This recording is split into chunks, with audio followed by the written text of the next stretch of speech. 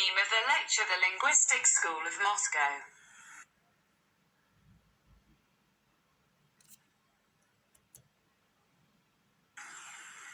The aim is to justify features of the Moscow Linguistic School of Neo-Grammatism.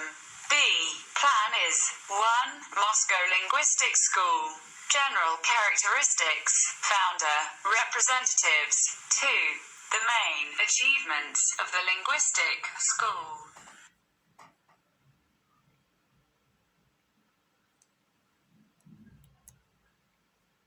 Appeared at the end of the 19th century. It developed through the ideas and works of the famous linguist Philip Fedorovich Fortunatov. He becomes the founder of the Moscow Linguistic School. The scientist had a great experience in the field of knowledge and learning languages, as he had been working at Moscow University for a long time. The Moscow Linguistic School became very famous, thanks to Fortunatov's research in the field of language, which radically changed the approach to the very study of language rules and norms. He not only examines the language, using the synchronic method, he actively applies the diachronic version of the comparative, historical analysis of the language.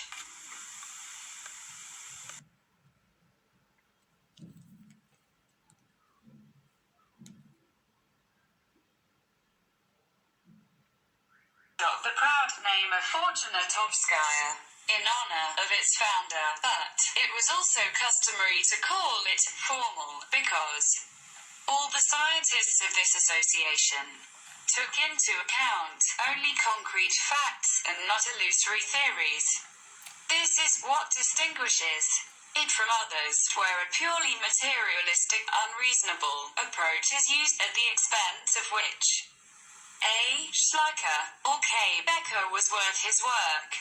Philip Fortunatov and the Moscow Linguistic School helped philology to develop and discover new realities. The linguist was born in 1848. He studied at the Moscow University at the Faculty of History and Philology, where he discovered in himself a desire to further more actively engage in the knowledge of the language. He well knew the historical roots of the Indo-European group of languages due to the extensive study of ancient Indian written monuments. The philologist also developed his own classification of languages of the whole world, which is called morphological. There are only 5 types of languages. 1. Agglutinative languages, which differ in that their base and affix exist independently of each other, that is, in unity, they become glued together. 2. Inflectionally agglutinative, the presence of internal inflection in the bases of words is assumed, and the connection between the basis and the affix is the same as that of the agglutinative. 3. Inflectional, have the basics that are associated with affixes and inflections. 4. Root languages. All words fully correspond to the root, but there are no bases with endings. 5. Polysynthetic languages. Certain forms of words are formed agglutinatively.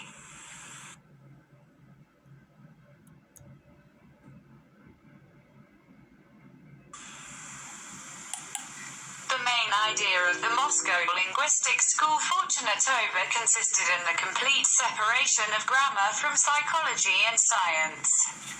The main ideas that concern the definition of a language and its constituent parts are in its work Comparative Linguistics.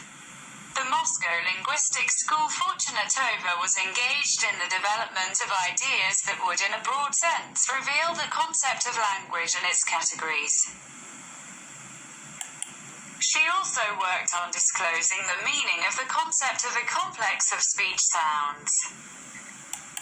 The general characteristics of the Moscow Linguistic School show that its main activity is the grammar of the language. An understanding was sought for the basic laws and rules that control the grammatical processes of a language. The priority was the comparison of all languages of the Indo-European group. in order to track all the links together and better understand the main points. That is why today many universities consider language from the point of view of comparative linguistics. The Moscow Linguistics School is also developing in many other areas of the language. In short, the Moscow Linguistics School was able to achieve a number of innovations in the field of language. 1. Identification of a number of rules of theoretical grammar, which appeared only due to real facts. 2. Comparative analysis by comparing all languages of the Indo-European group. 3. The emergence of a new term, morphology, thanks to which it was possible to consider grammar from the point of view of history and the real situation in the language. 4. Creation of the theory of divergent-convergent evolution of the language. 5. Appearance of the method of relative chronology. The Moscow Linguistics School, unlike the Leipzig School, attached more importance to the social nature of language, the system of linguistic phenomena, developed strict principles of comparative historical phonetic reconstructions,